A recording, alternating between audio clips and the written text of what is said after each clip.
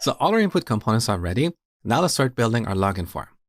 So in the screens folder, let's add a new file called loginscreen.js. Here's our function component. Now let's import the style sheet module from React Native and create our styles object right away. Okay. Now in this component, first we're going to add a screen component and import it on the top.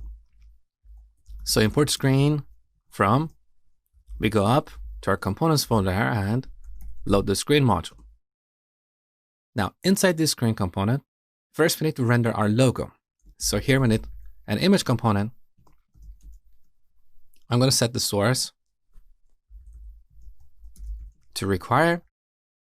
We go up to our assets folder and load logo-red.png. I gave you this file earlier in the course. So here's the source. We should give it a bunch of styles. So let's set the style to styles.image. Well, styles.logo. Now let's define the styles. So I'm going to set the width to 80 pixels, the height to 80 pixels as well. We want to put the logo in the center of the horizontal axis. So here we set align self to center, because by default, the flex direction of our container, that is the screen component, is set to vertical axis. So that is our primary axis. And as you know, with align items, we can align items along the horizontal axis. So here we're overriding the alignment for this particular component, okay? Now we want to add some margin on the top and some margin below this logo, okay? So let's test our implementation. Save the changes. We go to app.js. We're going to remove all the code here and render our login screen. So I'm going to throw away all these categories. I told you this is just code for testing. So here we just need to return our login screen. Okay. Now over here, our logo is in the right place. Beautiful. Now below this, we're going to add 2 input fields and a button. So back to our login screen. Here I'm going to add app text input. Now we should set a bunch of props here. The first one is placeholder. We set this to email. The second one is icon.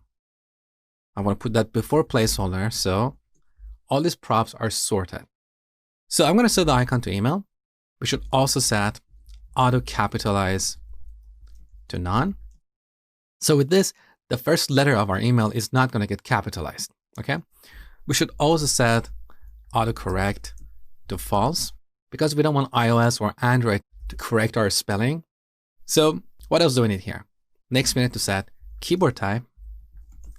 Now, this is one of the problems with custom components. We don't have IntelliSense here. So if I press Control and space, we don't see anything. So when working with custom components, always have the documentation ready. So here's the text input component.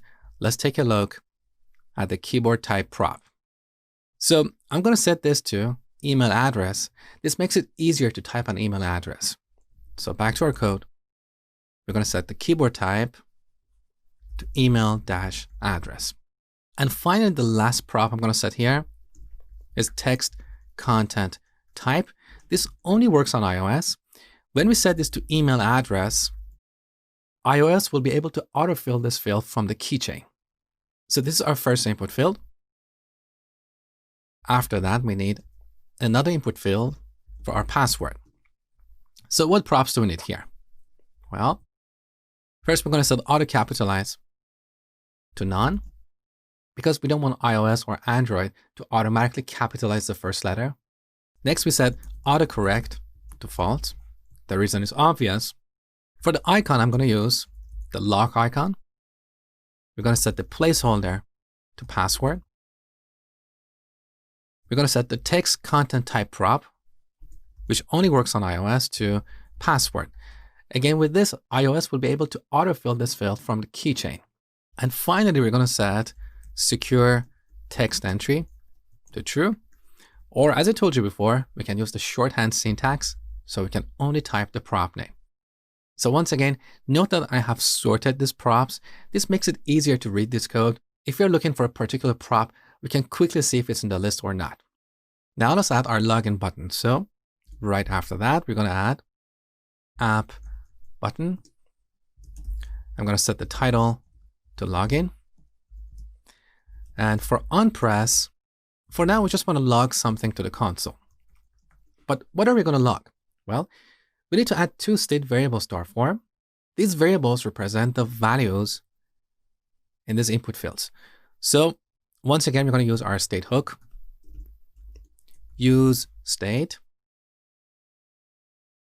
We're going to declare two state variables.